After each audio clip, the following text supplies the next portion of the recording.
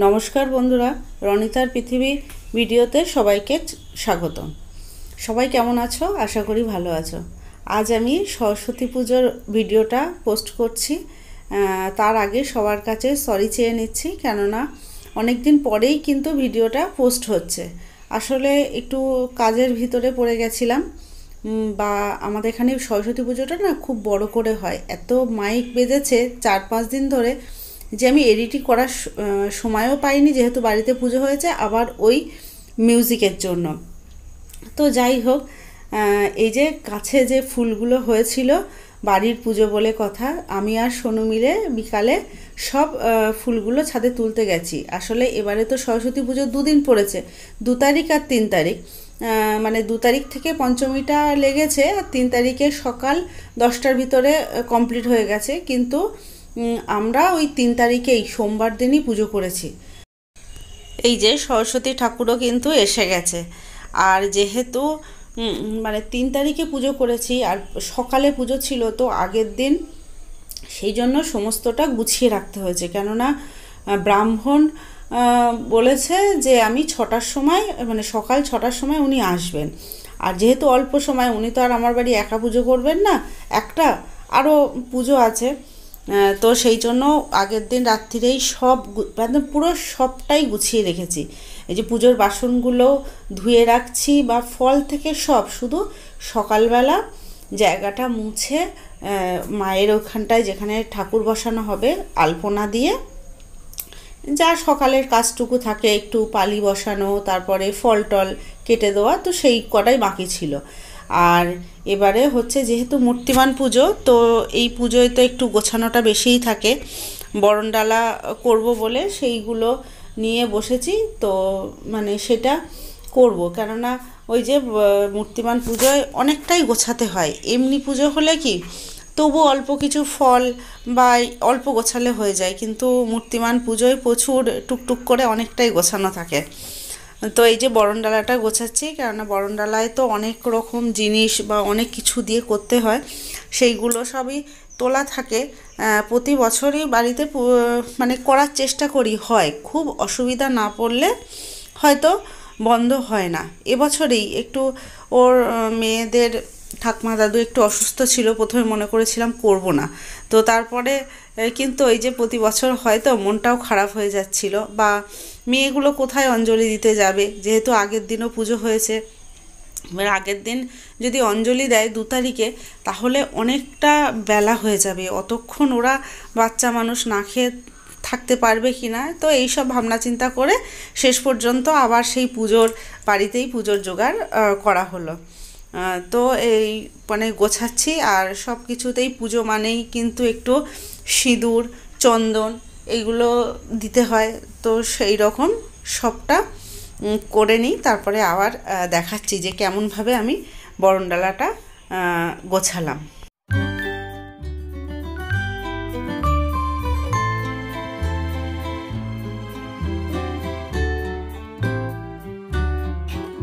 এই যে আমার বরণডালা গোছানো কিন্তু একদম কমপ্লিট, সব কিছু দেওয়া হয়ে গেছে।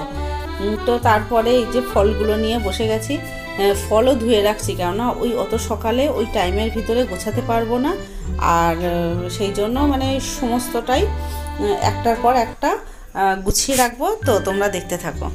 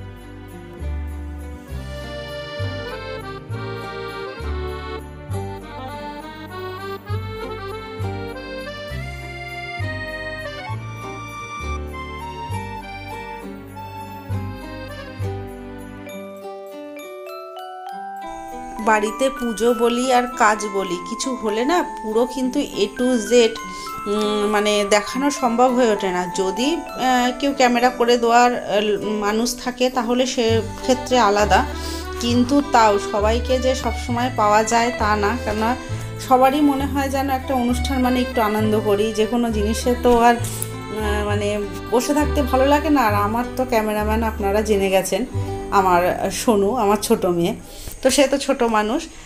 তো যাই হোক, এইটা হচ্ছে শ্রী বলে, মানে বরণডালার সঙ্গে এটা করতে হয়। আর এইটা আমি বানাইনি, আমার বড় মেয়ে এটা বানিয়েছে। ও বললো মা আমি করে দিই। আসলে মানে সবাই কিন্তু একটা না একটা কাজ করছি, আমাকে যে সবটা একা করতে হয়েছে তা না। শুধু এই যে সর্ষের তেলটা দিতে হয় করার পরে, ও বলছে তুমি দিয়ে দাও, তা না হলে হয়তো অনেকটা বেশি আমি মানে পড়ে যাবে, তাই আমি দিচ্ছি। নাহলে তা না হলে পুরোটা ওই মানে আমার বড় মেয়ে, ওর নাম তিস্তা, ওই বানিয়েছে। তো কেমন হয়েছে সবাই একটু জানিও। তারপরে আর দেখতে পাচ্ছ যে আগের দিন বলছি না গুছিয়ে রেখেছি, বাইরেটা দেখো অন্ধকার, বাইরে আলো জ্বলছে কিন্তু ক্যামেরাতে হয়তো আসেনি। মানে মানে গোছাচ্ছি, বোঝাই যাচ্ছে যে ওটা কিন্তু আগের দিন রাত্রিরেই গোছানো। তো ফুলের মালাও তো অনেকটা লাগবে ঘটে থেকে, মানে ঠাকুরের রজনীগন্ধার মালা আনা হয়েছে, তবুও একটু মালা করা, অনেকটা মালা লাগবে বলে মালাগুলো ঠিক করে নিলাম। আর এই যে মানে সরস্বতী পুজোটা আমি বারান্দাতেই করি, কেননা দেখেছেন যে আমার ঘরের ভিতরে অতটা জায়গা নেই। তো যেখানে ঠাকুর বসানো হবে সেইখানে এই যে আমার ভাই চেয়ারে যে দাঁড়িয়ে আছে, ও আর মিস্টার পণ্ডিত দুজনে মিলে ওইখানটা একটু সাজিয়ে গুছিয়ে দিচ্ছে, ফুলের মালা টালা দিয়ে একটু সাজাবে, ডেকোরেশন মতো করে দেওয়া হয়েছে, লাইট টাইট লাগিয়ে। আর সোনুকেও কাজ দিয়ে দিয়েছি, এই যে সকালবেলা তো সবাই অঞ্জলি দেবে, আবার পুজো হবে, বলেছি কিছু ফুল কুচিয়ে রেডি করে রাখতে, তাহলে সুবিধা হবে সেই সময়। কারণ অত সকালে পুজো, ঠাকুরমশাইও এসে খুব তাড়াহুড়ো করবে, তো সেই জন্য ও কিন্তু ওই ফুলগুলোকে সব গুছিয়ে রাখলো। আর এটা হচ্ছে পরের দিন সকালবেলা। তো সকালে উঠে ভোর উঠে মানে শুয়েছি প্রায় 12টার দিকে, আবার ওদিকে 4টে 4:30-এর ভিতরে উঠে পড়েছি। তো উঠে সমস্ত কাজকর্ম করে পালি বসিয়ে, তবে কি আমার যাও এসেছিল, ও ফল টল কেটে একটু সাহায্য করেছে, করে পুরো রেডি। আর যেহেতু সকাল সকাল পুজো, সবাইকে বলা হয়েছিল, এই যে অঞ্জলি দিতেও কিছু মানুষ এসে গেছে, ঘরে সবাই বসে আছে। আর এদিকে ঠাকুরমশাইও এসে মানে পুজো শুরু করে দিয়েছে। তো উনি তো বেশ পুজো করলেন। আসলে আমাদের এখানে ওই যে মাইক চলে বলে না, সবটাই ভয়েস ওভার দিই। আর ওদিকে ঠাকুরদা পুজো করছে, আর এদিকে অঞ্জলির সব প্রিপারেশান নেওয়া হচ্ছে, ফুল টুল দিয়ে সমস্ত করে রেডি। মানে আমরাও একদম ঠাকুরমশাইকে দেরি করাইনি, সব কিছুই পরপর একদম গোছানো। ওনার আশা করি পুজো করতে আমাদের বাড়িতে একটুকু অসুবিধা হয়নি। তো যেহেতু বারান্দায় হয়েছে, সেই জন্য বারান্দার সোজাসুজি উঠোনটাতে একটা বসার জিনিস বিছিয়ে দিয়ে ওখানটাতে সবাই অঞ্জলি দিয়েছে। আর এই বাড়ির কুচোগুলো বারান্দাতেই ঠাকুরের সামনে বসে অঞ্জলি দিচ্ছে। তারপরে অঞ্জলি দেওয়ার পরে এই যে মায়ের আরতি শুরু হবে। আরতি করতেও তো অনেকটা সময় লাগে।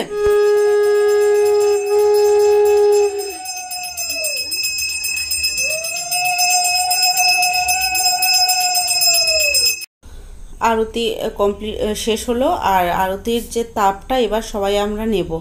আর ওই যে ফুলগুলো দেখছেন, ওগুলো হচ্ছে সবার অঞ্জলি দেওয়ার ফুল, এক জায়গায় করে রাখা হয়েছে, ঠাকুরের ঘটের সামনে দিয়ে দেওয়া হবে। তো মানে সবাই মিলে তাপ নেওয়া হলো। আর সবার শেষে এই যে হোম শুরু হয়েছে, হোম দিয়েই তো পুজোটা মানে একদম পুরো কমপ্লিট হয়ে যায়।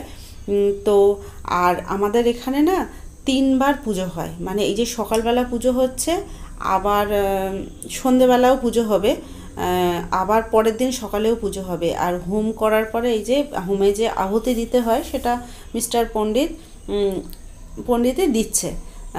তো যেটা বললাম 3বার পুজো হয়, মানে এক এক জায়গায় কি দেখেছি একবারেও কিন্তু পুজোটা কমপ্লিট করে দেয়। তো আমার ভিডিওটা যারা দেখছো তাদের বাড়িতে যদি এরকম 3বার পুজো হয়, অবশ্যই কিন্তু কমেন্টসে জানিও। তারপরে হোম তো হয়ে গেছে, আর সবাইকে তারপরে যেন সবাই বাড়ি যায়। আর হোম হওয়ার পরেই ঠাকুর মশাইয়ের হাত থেকে ওই যে হোমের যে তিলকটা বলে উনি মানে যেরকমভাবে দিতে হয় সেইটা আগে প্রথমে মানে ঠাকুরকে, তারপরে আমাদেরকে সবাই দিল। আর তারপরে তো প্রসাদ দেওয়া ছিল, কিন্তু ওই যে বললাম সেটা আর ক্যামেরা বন্দি করা হয়নি। আর এই যে হচ্ছে আমার মা আর আমি, মানে সকালে টিফিনে প্রসাদ তো ছিল, প্লাস একটু লুচি আর তরকারি করা হয়েছিল। যেহেতু সব কিছুই করতে করতে একটু সময় মানে সময় সাপেক্ষ, তো বাচ্চাদের তো খিদে পেয়ে যাবে, শুধু ওইভাবে তো থাকতে পারে না। আর সরস্বতী পুজোর দিন না আমরা সবাই একসঙ্গে খাওয়া দাওয়া করি। একসঙ্গে খাওয়া দাওয়া বলতে আমাদের ফ্যামিলির সবাই, বা ধরো বাড়িতে যারা টুকটাক কাজ করে, বা আমার শ্বশুর শাশুড়িকে দেখাশোনার জন্য যে আছে তার ফ্যামিলির সবাই, মোটামুটি এই করে 18-20 জন তো হয়েছে। তো সবাই একসঙ্গে মানে আনন্দ করে খাওয়া দাওয়া করেছিলাম। আর পুজোয় সবটাই দেখতে পাচ্ছ সব নিজেরাই করি বলে অন্য কিছু আর হয়নি। মানে দুপুরের মেনুতে ছিল গোবিন্দভোগ চালের খিচুড়ি, মুগ ডাল আর গোবিন্দভোগ চাল, আর শীতের যেমন সোয়াবিন, একটু মটরশুঁটি, গাজর, মানে সব রকম সবজি দিয়ে খিচুড়ি, আর যে বাঁধাকপির তরকারি, আর পোস্ত দিয়ে আলু ভাজা ছিল, একটু চাটনি, পাঁপড়, এইটুকুই ছিল। তো এবার তার মানে সব কিছু করতে গিয়ে একটু দেরি হয়ে যায়, কিন্তু যেহেতু বয়স্ক মানুষও আছে, একটু দেরি হলেও, বেশি দেরি হলে আবার কেমন লাগে, তো সেই জন্য একটু তাড়াহুড়ো করেই রান্নাটা কমপ্লিট করে নিলাম। মা সমস্তটাই গুছিয়ে দিয়েছে, আর রান্নাটা আমি বেশি অংশ করলাম, ওই সবাই মিলে টুকটাক হলো। রান্না প্রায় শেষের দিকে, এই যে রান্নার সমস্তটা ফাইনাল লুক, যা যা রান্না করেছি। আর তারপরেই সবাইকে, বাচ্চাগুলোকে আগে খেতে দিয়ে দিলাম। আর ভিডিওটা আমার কেমন লাগলো, আমাদের বাড়ির পুজোটা কেমন লাগলো, অবশ্যই কমেন্টস করে জানাবেন। আর পুজোর মানে আমাদের এখানে কেমন পুজো হয় জোরের, সেটাও পরের নেক্সট ব্লকে আমি অবশ্যই দেব। তার জন্য দেখতে হলে আমার চ্যানেলটাকে কিন্তু অবশ্যই সাবস্ক্রাইব করে রেখো বন্ধু। আজ এই পর্যন্ত, আবার আসবো একটা নতুন ভিডিও নিয়ে।